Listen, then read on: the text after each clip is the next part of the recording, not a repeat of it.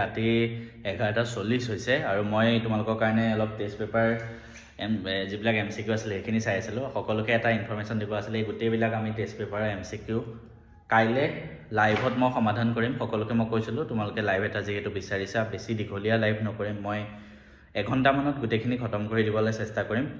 কাইলৈ সন্ধিয়া 6টা বজাত আমি লাইভত লগ পাম, 6:30 বজাত 6:30, ঠিক আছে। 6টা বজাত বেছি সোনকাল হৈ যাব, মই আহি নাপাব পাৰোঁ অফিচৰ পৰা। তো 6:30ত সকলোকে লগ পাই আছোঁ। লাইভ ছেশ্যন কাইলৈ হ'ব আমাৰ মেথছ এণ্ড ফিজিক্স ইউটিউব চেনেলত। সকলোৱে ছাবস্ক্ৰাইব কৰি থোৱা, নিজৰ ফ্ৰেণ্ডৰ মাজত শ্বেয়াৰ কৰি দিয়া। কালি যিমান পাৰোঁ আমি এই কুৱেশ্যনখিনি মই তোমালোকক কুৱেশ্যন সুধিম, তোমালোকে এনচাৰ দিবা। আমি এটা ৰিভিজন ছেশ্যন ৰাখিম, বেছি দীঘলীয়া নহয়, আকৌ সৰু ৰাখিছোঁ। ছ'চিয়েল ছায়েন্সৰ কৰি আছোঁ কাৰণ লাইভত ক'বলৈ সহজ হয়, আমাৰ সোনকালে খতমো হ'ব। MCQখিনি আমাৰ পূৰা ৰিভাইজ হৈ যাব।